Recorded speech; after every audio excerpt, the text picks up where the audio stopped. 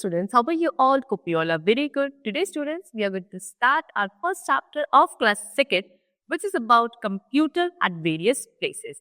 तो स्टूडेंट्स आज हम डिस्कस करेंगे कि कैसे कंप्यूटर का हम डिफरेंट प्लेसेस पे डिफरेंट टाइप से या डिफरेंट तरीके से यूज करते हैं, कैसे वो डिफरेंट जगहों पे यूजफुल होते हैं, क्या फंक्शंस वो वहाँ परफॉर्म करते हैं, किस तरीके से उनको यूज किया जाता है कि they become useful at that particular place. Okay, let's begin a chapter. See, first of all, they have told us about the computer, that what do we mean by computer. So students, हमने discuss किया हुआ है कि computer एक electronic machine होती है ना, that takes instructions from us and get the result after processing them.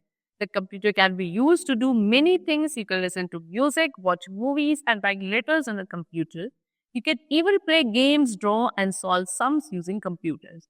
तो कंप्यूटर क्या करता है? कंप्यूटर एक इलेक्ट्रॉनिक मशीन है, या कि इलेक्ट्रिसिटी के थ्रू रन करती है ना. आपके इंस्ट्रक्शंस को लेकर उनको प्रोसेस करती है, और प्रोसेस करने के बाद हमें रिजल्ट या आउटपुट प्रोड्यूस करते हैं. उसके बाद आप कंप्यूटर को बहुत सारी चीजों के लिए यूज कर सकते हो, जैसे कि आप म्यूजिक सुन सकते हो, मूवीज देख सकते हो, लेटर्स टाइप करके किसी को सेंड कर सकते हो, गेम्स, ड्राइंग, सॉल्विंग सम्स, ये सभी फंक्शंस हैं जो कंप्यूटर हमारे लिए परफॉर्म करता है.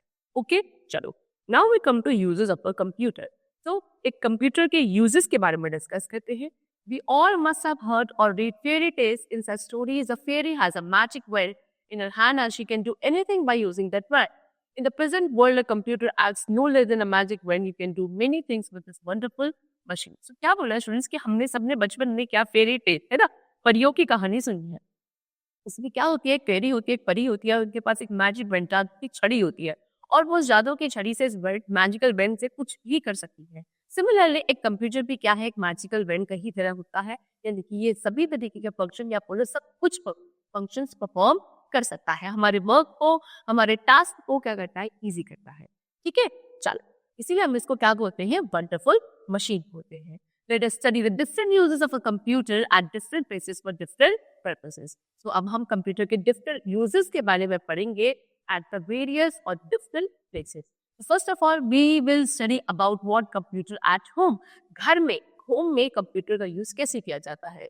So at home, the computers are used for doing these all things. The first is playing games, games खेलने के लिए, listening songs, songs को सुनने के लिए, doing homework, okay, होमवर्क करने के लिए, एंड वॉचिंग मूवीज, मूवीज देखने के लिए, है ना. तो घर पे आप इन सभी चीजों के लिए कंप्यूटर का यूज कर सकते हो. Next we come to computer in office. Office में कंप्यूटर का यूज कैसे किया जाता है students? See, typing and printing documents, documents को टाइप करने के लिए, उनको प्रिंट करने के लिए, है ना. Sending end receiving emails, emails किसी को सेंड करना है, रिसीव करना है, and keeping the record of employees, सभी एम्प्लॉइज का रिकॉर्ड रखने के लिए भी कंप्यूटर का यूज किया जाता है at the office. Now we come to computers in school. हमारे स्कूल में भी तो कंप्यूटर्स होते हैं.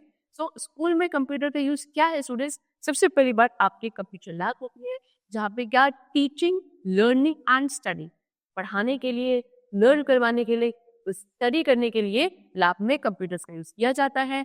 Sending reports and circulars to students, students को रिपोर्ट और सर्कुलर्स सेंड करने के लिए यूज किया जाता है. Preparing the result and question papers, results and question papers को बनाने के लिए भी कंप्यूटर यूज किया जाता है स्कूल में. एंड आपकी फीस का रिकॉर्ड रखने के लिए भी computers are used at the schools.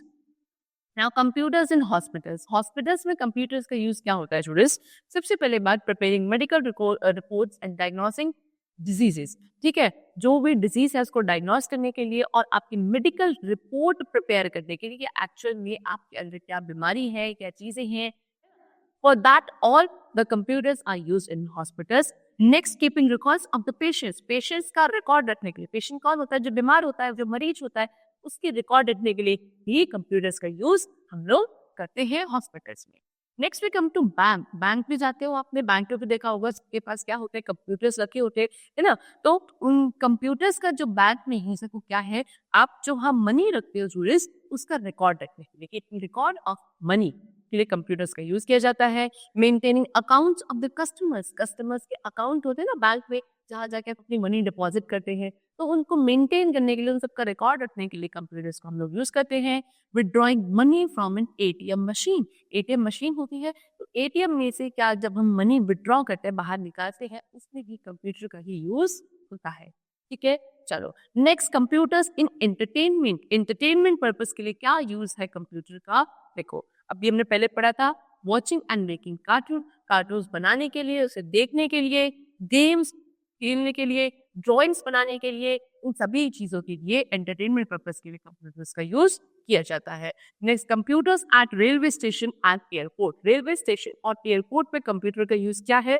Students, railway या एयरपोर्ट पे जब आप जाते हो तो आपको टिकट्स बुक करानी पड़ती है ना, तो reservation and cancellation of tickets, अगर आपने कोई टिकट रिजर्व करवानी है या कैंसिल करवानी है तो वहां कंप्यूटर का यूज किया जाता है।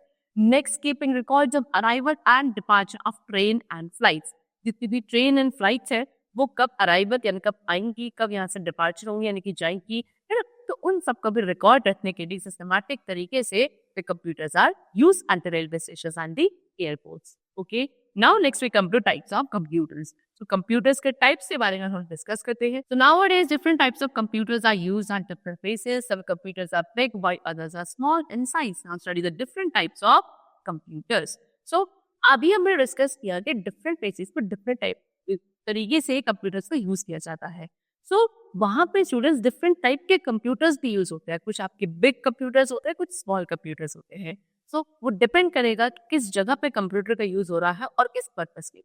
ठीक है, सो अब हम डिफरेंट टाइप से कंप्यूटर्स के बारे में पढ़ते हैं। सबसे पहले है सुपर कंप्यूटर। ठीक है, तो super computers are very big and powerful, they work very fast and can store a huge amount of information. These computers are used for weather forecasting and research purpose. So ये picture आपको given है students किसकी? Super computer की। ये काफी बड़े computers होते हैं और बहुत ही पावरफुल होते हैं।